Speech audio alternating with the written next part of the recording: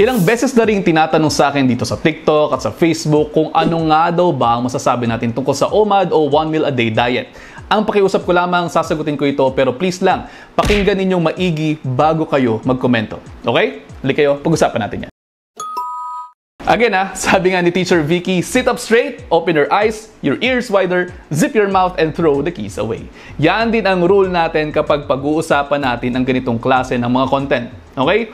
Makinig muna kayo. Actually, nagkita kami minsan itong si OMAD guy na si Michael Tedoso. OMAD o 1 meal a day diet. Dito, as the name implies, isang beses lamang kumakain ng tao. Bale, kung tutusin natin, isa itong pamamaraan para magsagawa ng tinatawag natin na time-restricted feeding o isang modality ng fasting. Essentially, kung ikaw ay kumakain ng 30 minutes lamang, 23 hours and 30 minutes kang naka-fasting sa diet na ito. Naging popular ito dahil sa TikTok kung ano-ano ang mga sinishare ng mga tao, pero ang problema, ina-advocate nila ito na parang sinasabing holy grail na ng pagdadiet at yan lamang dapat ginagawa ng lahat ng tao. Mga kapatid, sabi ko nga sa inyo, that's not love.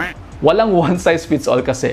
Pero sige, himayin muna natin itong OMAD o yung 1 meal a day diet. Yung potential na health benefits na sinasabi dito ng mga taong nag-OMAD ay basically related sa fasting. Again, restriction ng calories in general naman na ginagawa nito o yung ang pinaka-ending niyan ay caloric deficit pa rin. Kasi kung lilimitahan mo ang kinakain mo sa isang beses lamang sa isang araw, essentially, caloric deficit pa rin ang mangyayari sa'yo. Ilan sa mga tinuturong benefits niyan ang sumusunod. Kasama dyan, weight loss. Obvious ito kasi nga naka-energy deficit ka or caloric deficit.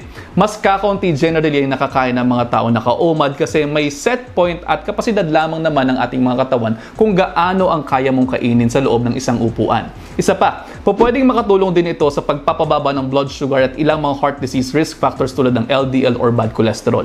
Pero hindi naman yan without any downsides. Oo, sabi nga natin, nakakatulong naman ang OMAD o yung fasting sa pagpapababa ng caloric intake, kaya nakakababa siya ng timbang at ng asukal. Hindi lang naman yan ang kinakailangan po nating intindihin. Ilang pag-aaral ang nagpapakita na ang 1 meal a day ay maaaring magdulot ng delay sa response ng katawan sa insulin. At nag-upsurge din ang hormone na ghrelin o yung hormone na nagsistimulate ng appetite, kaya po pwede itong magdulot ng pagkagutom. Although hindi natin ito nakikita sa mga tao nag-share ng journeys nila sa TikTok, talaga naman pong hindi naman lahat na nasa social media ang nakikita ninyo ay yun lang talagang ginagawa nila. Isa pa, dahil sa restrictive diet na ito na minsan sinasama pa sa pagiging ketogenic ng diet, pwede pong magkaroon din ng tsansang makalusot ang hypoglycemia na pwedeng magdulot ng napakaraming problema sa katawan. Pwede rin magkaroon ng ilang sintomas tulad ng nausea, pagkahilo, irritable, constipated, nutrient deficiencies at iba pa. Gusto ko lamang din pong sabihin na hindi magandang ehemplo minsan kung makikita nating nag-i-eliminate ng food groups ang mga taong gumagawa ng OMAD o yung sinasabi nilang mga biohackers sila at ito lamang ang dapat nating kinakain.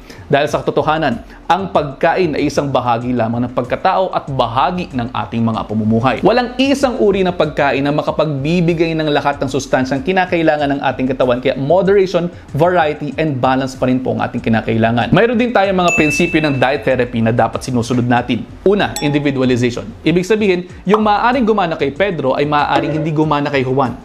Pangalawang prinsipyo, simplification. Ang ibig sabihin ay dapat simple ang diet para mas maging sustainable ang diet dahil gagawin mo ito araw-araw.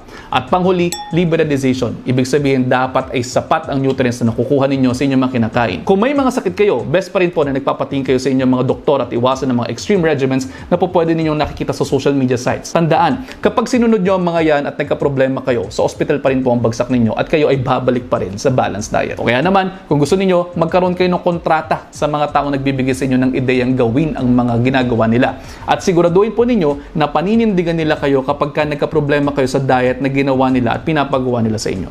Okay? Dahil sabi ko sa inyo, ayaw na ayaw kung nagkakasakit kayo, sana lang po naliwanagan kayo dahil sa huli, ano't ano man ang mangyari, tayo pa lang din naman talaga ang magtutulong-tulungan. Kaya naman yun lang for now, i-digest nyo muna dahil ang gusto ko ay healthy kayong lahat.